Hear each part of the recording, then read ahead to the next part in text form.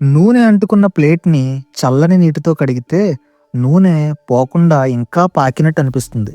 కానీ అదే ప్లేట్‌ని వేడి నీటితో కడిగితే వెంటనే శుభ్రం అయిపోతుంది. అసలు నీరు 2 ఒకటే కదా!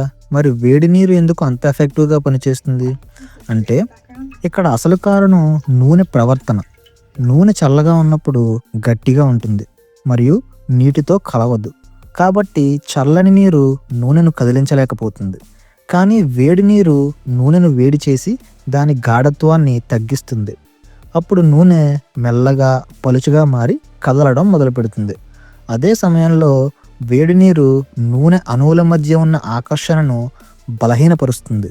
అందుకే నూనె ప్లేట్ మీద నుంచి విడిపోయి నీటితో కలిసి బయటకు వెళ్ళిపోతుంది. అందుకే డిష్ వాష్ చేసే సమయంలో వేడి నీరు వాడితే సబ్బు తక్కువగా సరిపోతుంది మరియు ప్లేట్ నిజంగా శుభ్రం అనిపిస్తుంది. అంటే వేడి నీరు మంత్రం కాదు. అది నూనె అణువుల ప్రవర్తనను మార్చి మన పనిని కొంచెం ఈజీ చేస్తోందంతే.